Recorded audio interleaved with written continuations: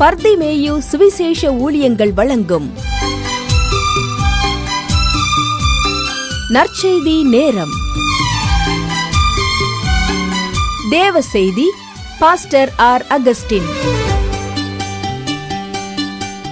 இந்த நாளில் உங்களோடு நான் பேசி வருகிறேன். ஐயா, ஆண்டவர் நம்மை எதிர்பார்க்கிறார். யாராவது கேட்டால் சொல்லுங்க, என் ஆண்டவருக்கு தேவை. ஒருவேளை நீங்கள் சொல்லலாம், நான் என்னையா பிரயோஜனப்படுவேன்? கவலைப்படாதீங்க. ஐயா, நம்மைத்தான் அவர் தேடுகிறார், நம்மைத்தான் அழைக்கிறார்.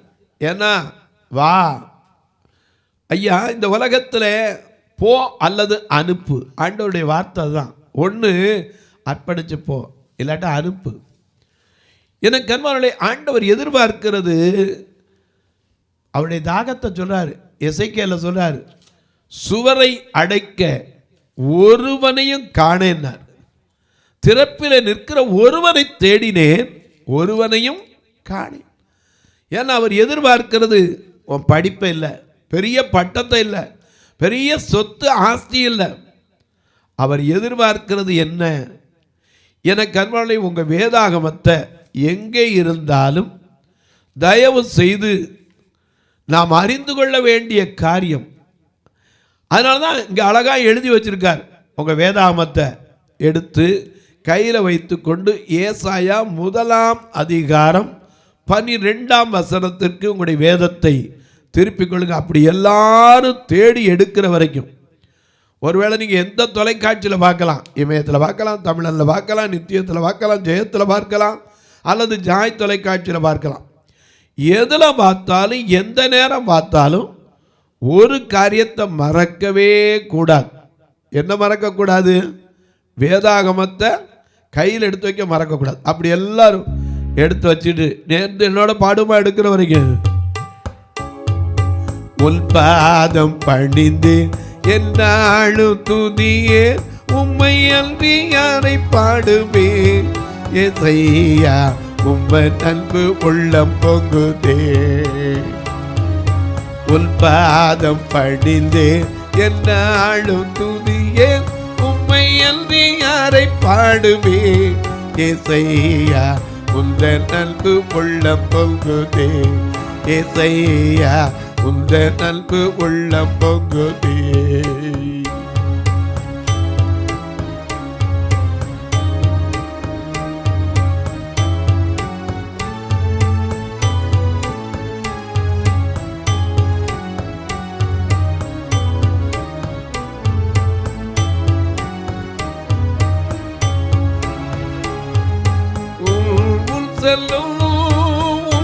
சமூகம் எனக்கு அழிக்கும் இழைப்பாறுதல், என் முன் செல்லும் சமூகம் எனக்கு அழிக்கும் இழைப்பாறுதல்.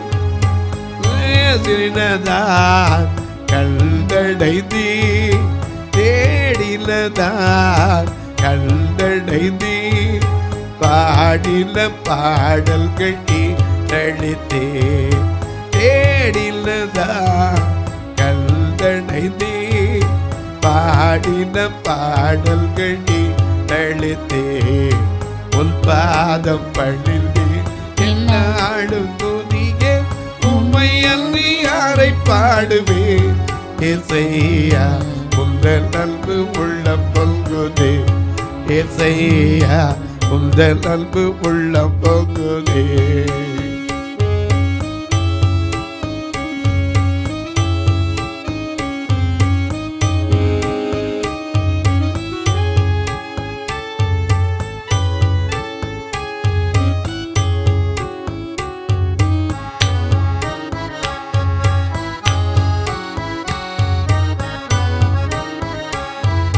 சீருடனே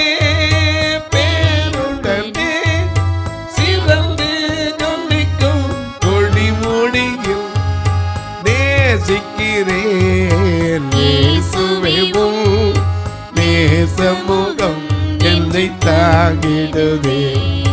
நேசிக்கிறேன் இயேசுவே, செய்வோம். நேசமுகம் என்னை தாங்கிடுவே. உன் பாதம் பணிந்தே என்னாடும் துதியே. உம்மை அன்றி யாரை பாடுவேன்.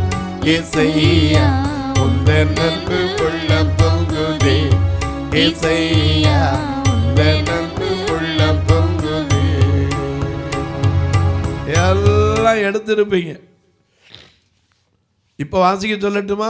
ஏசாயா 1:12. நீங்கள் என் சந்நிதியில் வரும்போது, ஐயா நீங்களோ நானோ யாரோ ஆலயத்துக்கு வரும்போது ஏதாவது கட்டாயம் கொண்டுட்டு வரணும்னு ஆண்டவர் சொன்னாரா? இல்லையே. நீ காணிக்க படைக்க வந்தா கூட முதல்ல செய்ய வேண்டிய காரியம் இது இல்லை, காணிக்க இல்லை. என்ன சொன்னாரு? உன் காணிக்கையை போய் வச்சிட்டு உன் சகோதரனுக்கு உனக்கும் மனத்தாங்கல் குறைவு ஏதாவது இருந்தா முதல்ல போய் ஒப்புரவாகு. ஆண்டவருக்கு தேவை என்ன தெரியுமா? எல்லாரும் எப்படி இருக்கணும்? சமாதானத்தில் பிள்ளைகளா இருக்கணும். அதனாலதான் சொல்லிட்டு போனாரு, நான் உங்களுக்கு வச்சுட்டு போற சொத்தே அதுதான்ப்பா, என்னுடைய சமாதானத்தை உங்களுக்கு வைத்து போகிறேன். அது உலகம் கொடுக்கிற பிரகாரம் அல்ல. அதனாலதான் சொன்னார் என்னுடைய சமாதானம். அவருடைய சமாதானம் எங்கேயாவது கொலைஞ்சா? ஒரு இடத்துல கூட கொலையல.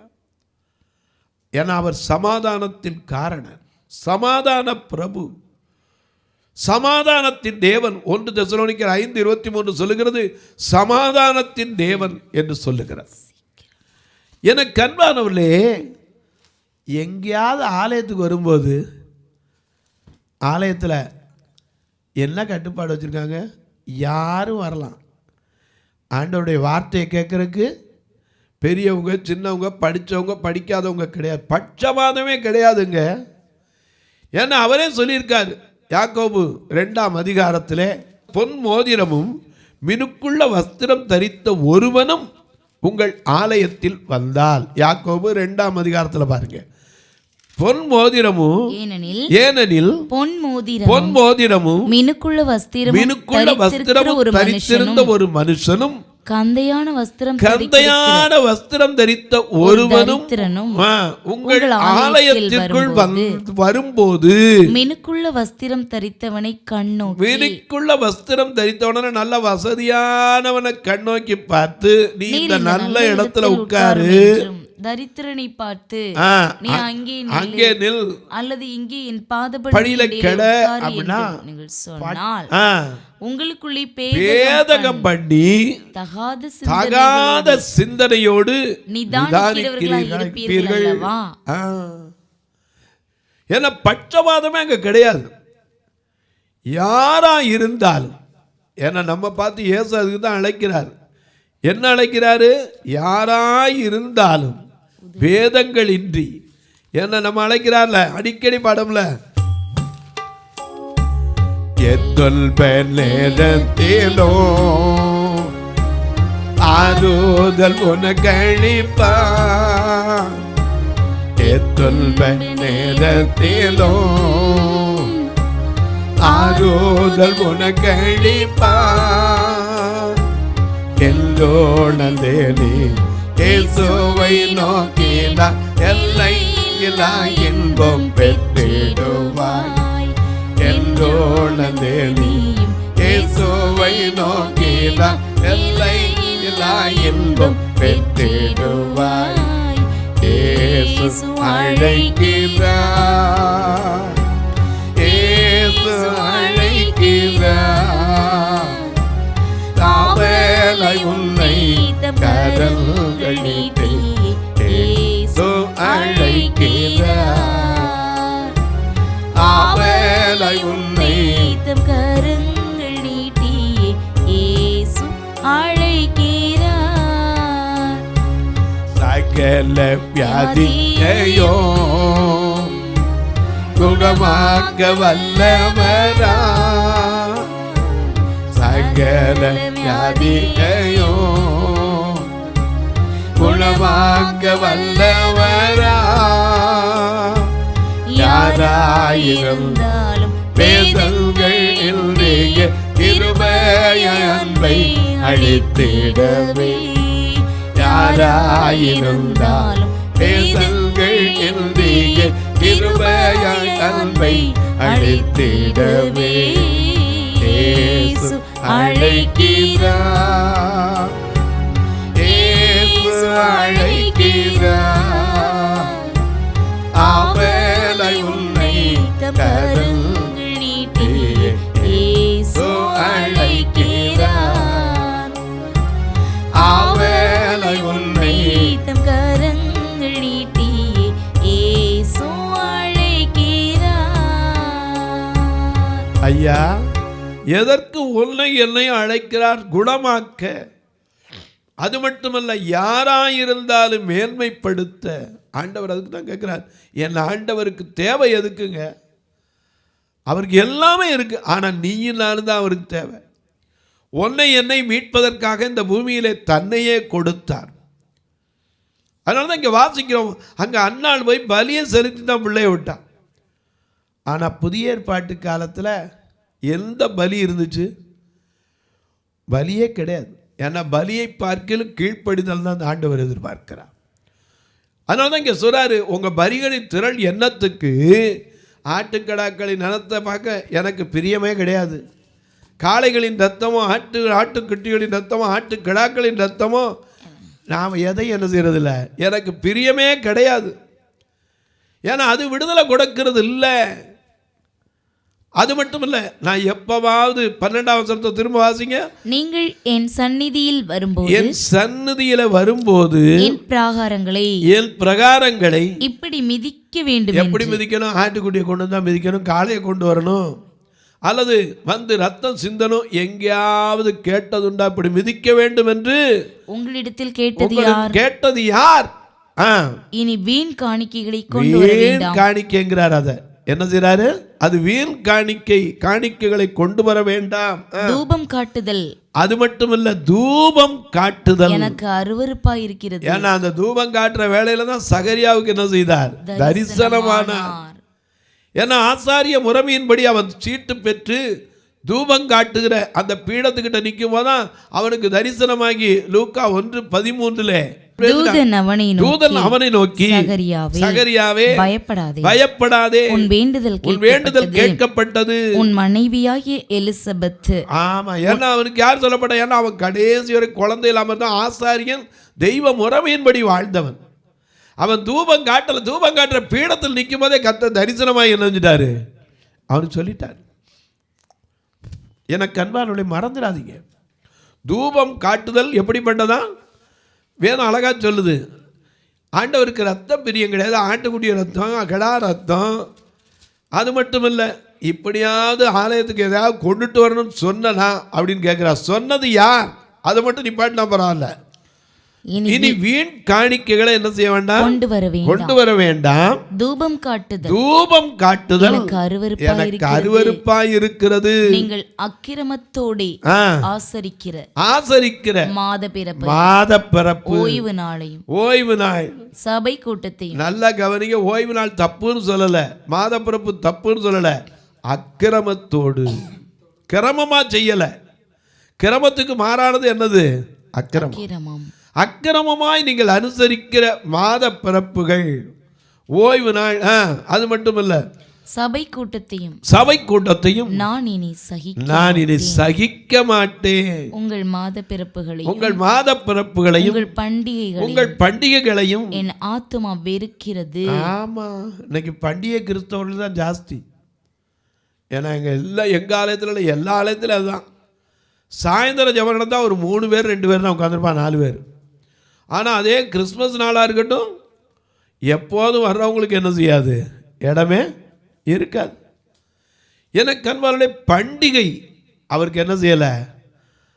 பண்டிகை என்னதான் அவருக்கு அவசியமாயிடுச்சு, வெறுக்கிறார். பண்டிகைகளை நான் என்ன செய்கிறேன்? வெறுக்கிறேன். எனக்கு அன்பாளே, சரி, ஏசாயா தான் இப்படி சொல்கிறார். இன்னொருத்தட்ட கேட்போமா? மீகா, அவர் ஒரு தீர்க்கதரிசி. ஏன்னா தீர்க்கதரிசிகிட்ட கேட்டு பார்ப்போம், அதுக்கப்புறம் மற்றவங்கள்ட்ட போவோம். தீர்க்கதரிசி, இன்னொரு தீர்க்கதரிசியை பாருங்க, மீகாவின் புஸ்தகம் 6ஆம் அதிகாரம் 6-7 வசனத்தை வாசிக்க கேட்போம். 6-7 எண்ணத்தை கொண்டு நான் கர்த்தருடைய சந்நிதியில் வந்து உன்னதமானவருக்கு தேவனுக்கு முன்பாக பணிந்து கொள்ளுவேன். தகன பலிகளை கொண்டும், ஐயா நல்லா கவனிங்க, தகன பலிகளை கொண்டோ, ஒரு வயது கன்றுக்குட்டியை கொண்டோ அவர் சந்நிதியில் வர வேண்டுமோ, ஆயிரங்களான பேரிலும் எண்ணெயாய் ஓடுகிற 10,000 ஆறுகளின் பேரிலும் கர்த்தர் பிரியமாயிருப்பாரோ. என் அக்கிரமத்தை போக்க, என் முதற் பேரானவனையும் என் ஆத்துமாவின் பாவத்தை போக்க என் கற்பக்கனியையும் கொடுக்க வேண்டுமோ. மனுஷனே, நன்மை இன்னதென்று அவர் உனக்கு அறிவித்திருக்கிறார். நியாயம் செய்து இரக்கத்தை சிநேகித்து உன் தேவனுக்கு முன்பாக மனத்தாழ்மையாய் நடப்பதே அல்லாமல் வேறே எண்ணத்தை கர்த்தர் உன்னிடத்தில் கேட்கிறார். ஹல்லேலூயா, ஹல்லேலூயா. கர்த்தர் கேட்கிறது என்னது? தாழ்மை இல்லையா? ஆண்கிட்ட என்ன செய்யணும்? நம்ம எப்போ தாழ்த்தி என்ன செய்யணும்?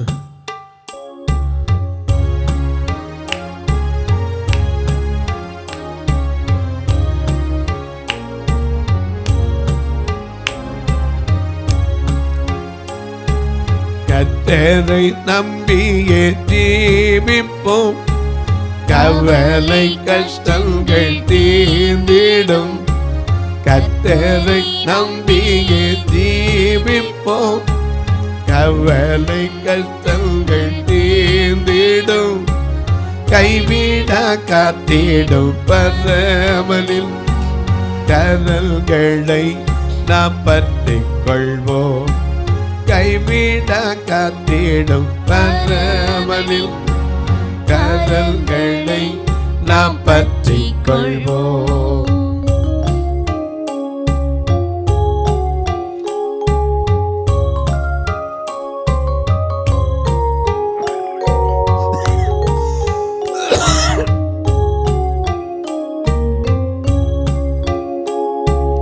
ஜீவதேவன் பில் செல்லுவோம், ஜீவ ஒளி தனை கண்டடைவோம்.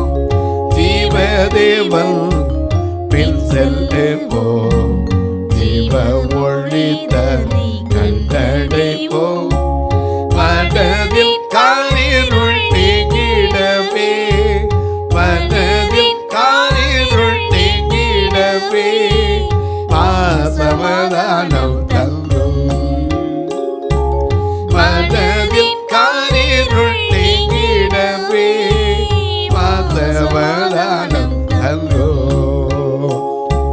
கர்த்தரை நம்பியே ஜீவிப்போம், கவலை கஷ்டங்கள் தீர்ந்திடும். கைவிட காத்திடும் பரமனில் கரல்களை நாம் பற்றிக் கொள்வோம். கைவிட காத்திடும் பரமனில் கரல்களை நாம் பற்றிக் கொள்வோம்.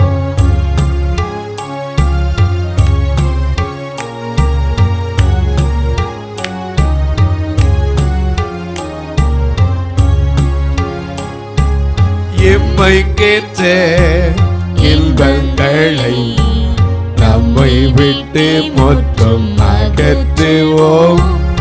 எம்மை கேட்ட இன்பங்களை நம்மை விட்டு மொத்தம் அகற்றுவோம்.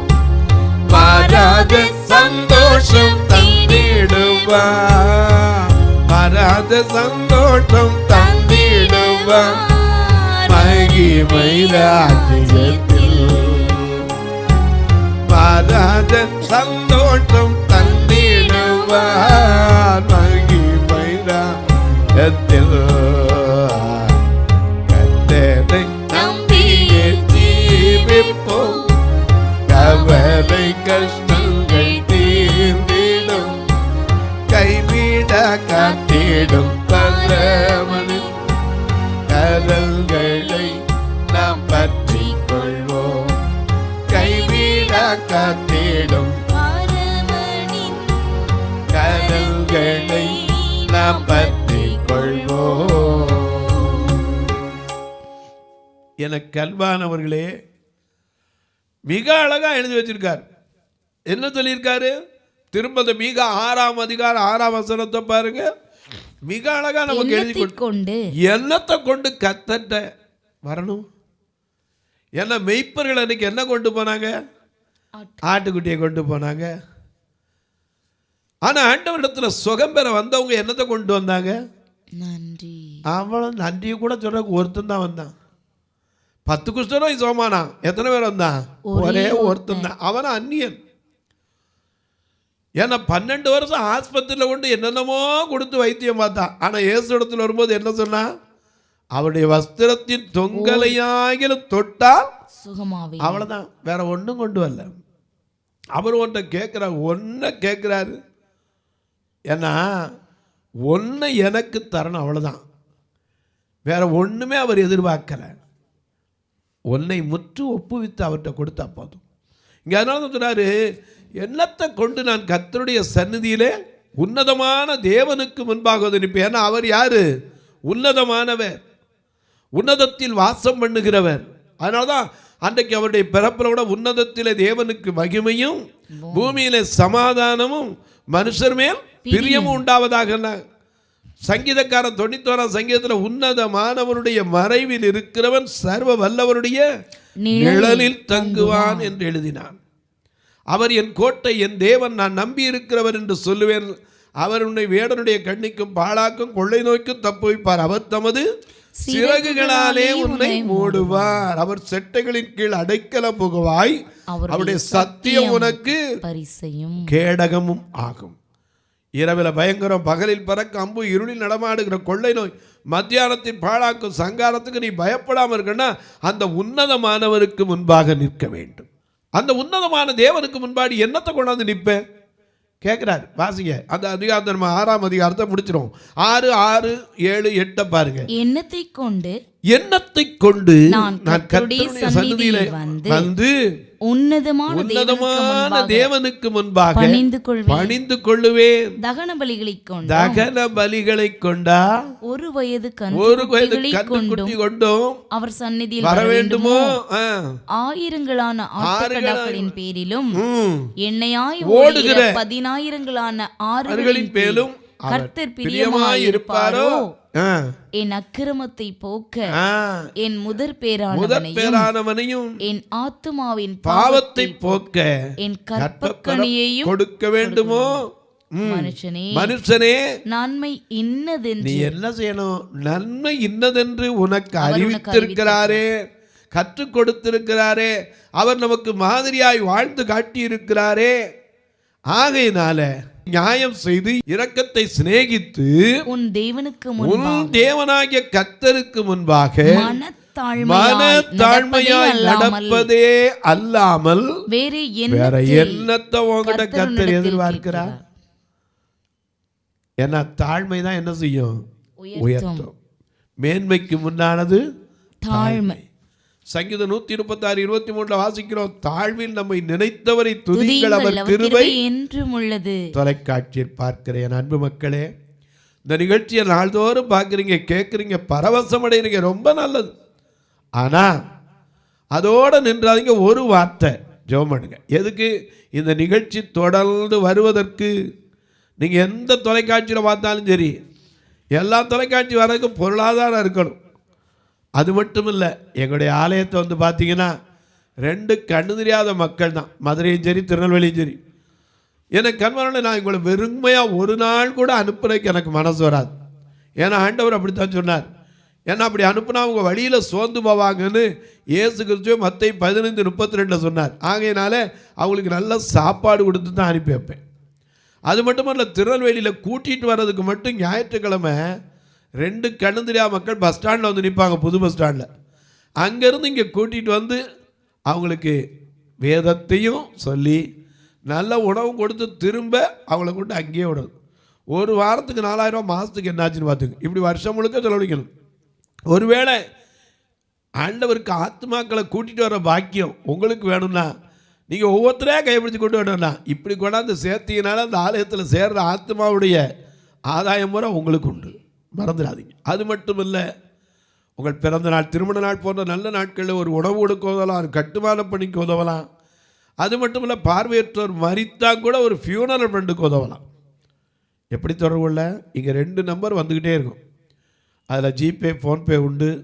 ஒருவேளை ஐயா நாங்கள் உதவலாம், ஏன்னா எங்களுக்கு அந்த டயத்தில் வரும்போது கணக்கு வைக்கணுமே, அப்படி பில்லு வேணும்னு கேட்டிங்கன்னா 8438852500 இந்த நம்பரில் நீங்கள் தொடர்பு கொள்ளலாம். அதில் நீங்கள் அனுப்பிட்டு அந்த காணிக்கையுடைய விவரத்தை உங்கள் அட்ரஸ் அனுப்பியிருப்பீங்கன்னா நிச்சயமாக அதற்கான உங்களுக்கு விலக்கை ஆண்டவர் கொடுப்பதற்கு உதவி செய்வார். அது மட்டும் இல்லை, உங்கள் ஜெபக்காரி எது இருந்தாலும் சரி, காலை 10 மணிக்கு மேலே எல்லா நாட்கள்லையும் சொல்லலாம், ஞாயிற்றுக்கிழமையை தவிர.